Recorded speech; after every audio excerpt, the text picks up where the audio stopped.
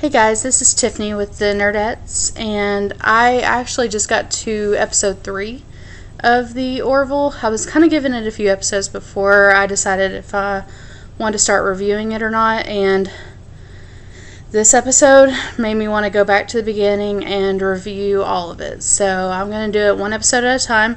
As you can see, I love my Trek. If you can see it up here, the Enterprise. Got my anime figures right here. This is Saber. This is a Apprentice Saber. My Doctor Who lamp. Got my Harry Potter blanket over here. More figures, and that poster back here is Black Rock Shooter. So, got some anime, got some geek stuff. So, obviously, you can't tell I have a nerdy collection. This is just a very, very small little bit of it. But getting back to the Orville, the first episode is Old Wounds, and just to preface it, I'm a huge fan of Seth MacFarlane since, I've seen a lot of his off Family Guy sketches, his unique shorts that he's done. I've seen, of course, Family Guy. I actually own it. I've seen 1,000 Ways to Die in the West. I've seen he did a speech at Harvard. I watched that, so I'm a huge fan of his and his kind of raunchy, but his way of doing comedy. I love. Obviously, he's he's classically trained as a singer. So if you can't tell, he does some great voices, but he can also do some amazing singing himself. Just mainly like Sinatra style or something like that, maybe. So, but he also does some great like musical kind of throwbacks, like My Fair Lady and different things like that. So, or Music Man, obviously. So, but yeah, he plays Captain Ed Mercer in the Orville, and his ex-wife is also someone I've seen before in Agents of S.H.I.E.L.D. And I'm trying to think. She has done a lot of different things, but Agents of S.H.I.E.L.D. is what I've seen her in most recently. And of course, when she left there, now to see her in this role it fits her in a weird way. But basically, the premise is that she's his ex-wife. She cheated with a blue alien. That's all they'll say.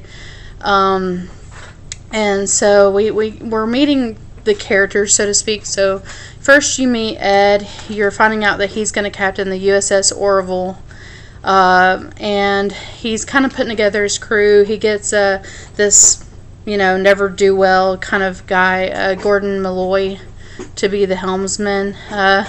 When he goes to meet him, it's pretty epic because Malloy is in the midst of this battle with an ogre and like this simulated virtual reality type samurai village. So given what I know in the third episode, it reminds me of what we're going to see maybe with Westworld coming up. So I'm pretty excited about that. But that's pretty funny, just to kind of, it sets it up for that kind of futuristic tone that it has.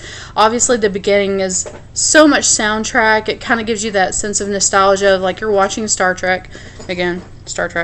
And almost the theme song itself makes you, for a second I thought it was going to turn into something almost bordering on Star Trek. So it kind of did, but it didn't enough for it to be I guess copyright infringement maybe. So but yeah, so you see that you meet a Lara Katan, who becomes the chief of security. You see as Mercer's going to the ship, Malloy's taking him, and he pretends to be drunk, and like Mercer thinks he's going to crash and all this stuff. So that's fun. We see there's a Krill stowaway. I'm trying to think of everything that happened here. The Krill stowaway, they defeat him because he isn't wearing a seatbelt, so he flies into the windshield, I guess, if you want to call it that. So, but yeah, basically the premise of the episode is that the Vril captain attempts to steal a device to accelerate time. You learn that it like feeds could feed people. Like, it could solve world hunger. Like, it could fast grow crops. It could heal injuries in like pretty much an instant. I mean, so many different things it could do. I mean, grow trees instantly, which we actually see later in the episode. But yeah, the inventor of this, what they call quantum field technology, she's actually killed by being pushed into the device, and it accelerates her age 100 years in the future in 10 seconds. So of course that kills her.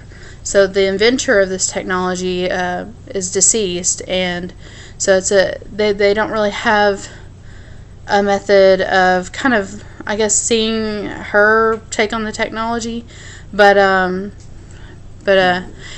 in order, like, the Krill commander is trying to get they get it on their ship.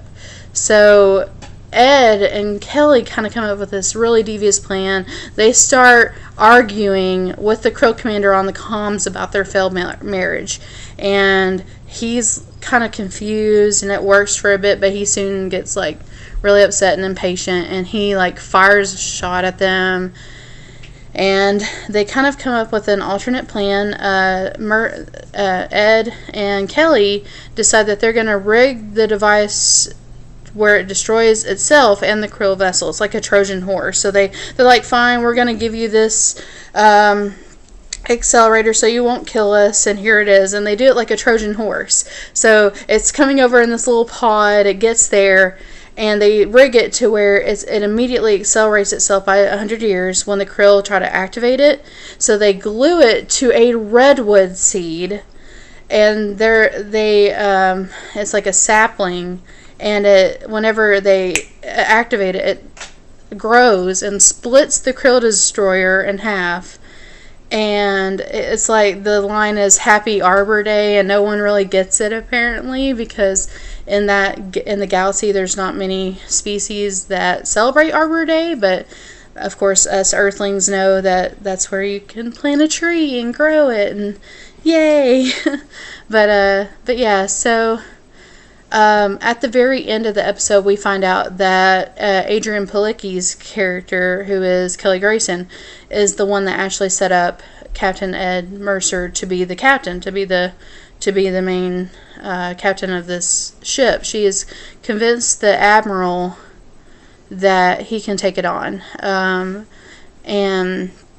of course he was skeptical because of Captain Ed's kind of play by his own rules. You kind of get that maybe he could be egotistical a little bit, perhaps. But I think in a sense you also get that he's looking out for his crew very much so. So we definitely get to see that glimpse there. But yeah, that was the first episode.